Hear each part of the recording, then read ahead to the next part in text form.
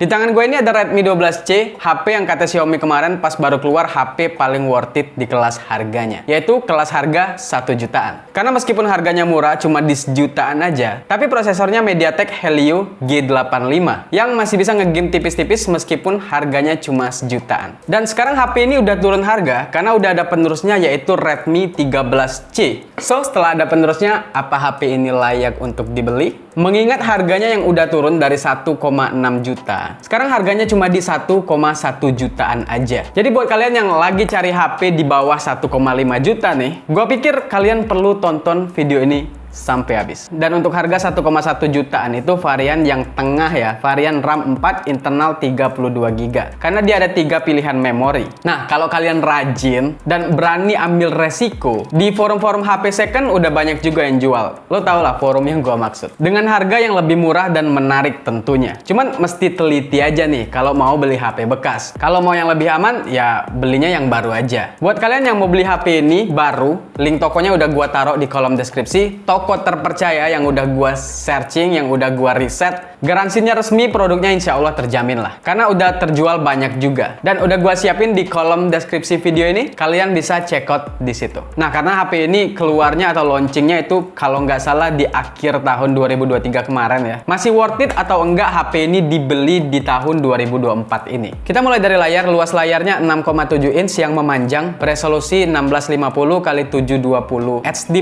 dengan panel IPS pastinya. Refresh rate layarnya di 60 Hz aja, bezelnya cukup tebal, atas bawah, samping. Gak ada screen protector juga, ciri khas HP sejutaan lah, nothing special. Begitu juga dengan bagian belakangnya, sejutaan pastinya covernya plastik, lumayan solid tapi berpattern garis dan bertekstur juga. Keputusan yang bener menurut gua, karena walaupun plastik dengan bentuk seadanya, seenggaknya karena tekstur finishingnya ini, jadi gak kelihatan kotor karena nempel sidik jari kan. Ada satu lagi nih yang nyelip, fingerprintnya, yang gak bisa kita keluhin kenapa posisinya di belakang, karena harga segini dikasih aja masih syukur gitu. Untung ada. So, untuk layar, desain dan material gak ada yang spesial, cukup kelihatan murahnya. Sesuai harga memang. Karena menurut gue juga gak perlu berekspektasi tinggi juga dengan harga sejutaan. Sama halnya dengan keminiman fitur. Dia gak ada infrared blaster, speakernya mono aja, jadi dia solo speaker aja, gak ada dual speakernya, gak ada NFC juga. Dan yang fatal ini nih, portnya masih micro USB. Gila, 2024 lihat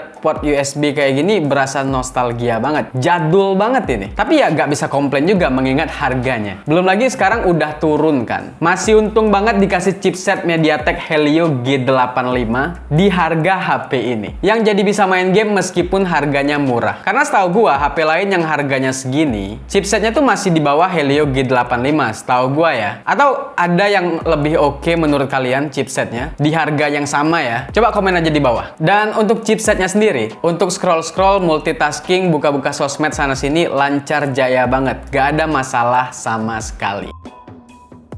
Dan untuk game, MLBB di grafik high dapat 60 fps loh. Kalau naikin dikit ke ultra high dapatnya kisaran 40 fps-an. Ini angka yang gak terpikir di gua ada di HP sejutaan sih. Gak yang best banget, tapi lumayan lah untuk harga segini. Masuk ke PUBG N Smooth Ultra dapat 40 fps-an stabil, gokil. Tapi dengan catatan frame drop juga ya di beberapa momen gitu.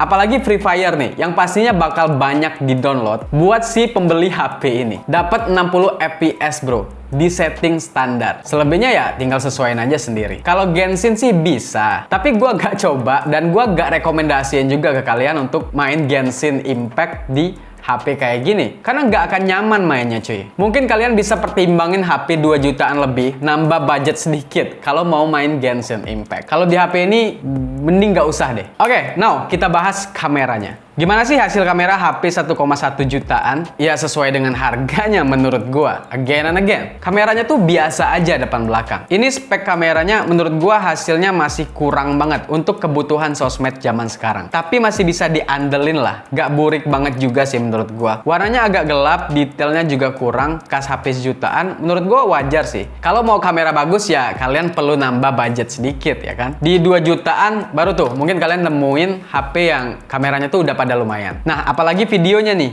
gak banget, gak stabil, detailnya juga kurang. Kalau mau konten-konten pakai ini, gua kurang rekomendasi sih.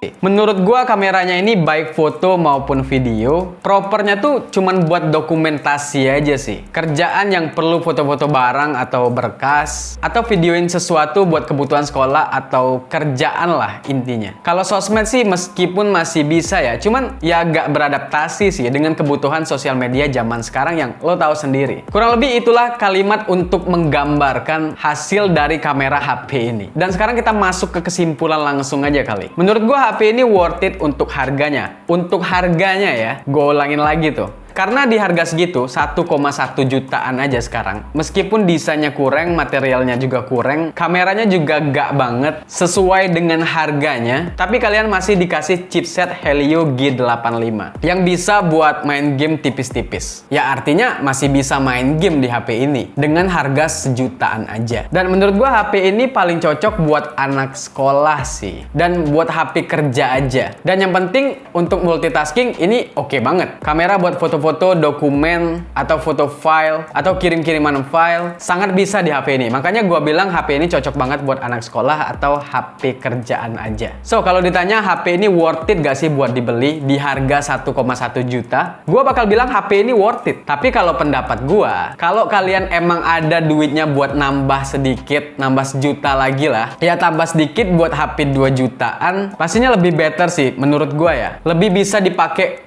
buat jangka panjang gitu. Lebih bisa menopang kegiatan, lebih enak untuk dipakai dan dilihat juga. Tapi keputusan ada di tangan kalian semua. Sesuaiin aja dengan budget dan kebutuhan kalian. Gua di sini cuma ngasih rekomendasi, ngasih tunjuk. Ini ada loh HP jutaan yang menurut gua lumayan worth it. Dan ini semua cuma pendapat gua aja. Nah, gimana nih kalau pendapat kalian? Coba komen di bawah untuk HP ini. Dan komen juga aja kalau ada pertanyaan buat gua, atau mungkin kalian bisa request HP atau gadget apa yang kalian mau gua bahas di channel gua ini. Oke, gua Ari dari Gaptek Review. Sampai ketemu lagi di video selanjutnya. Thank you.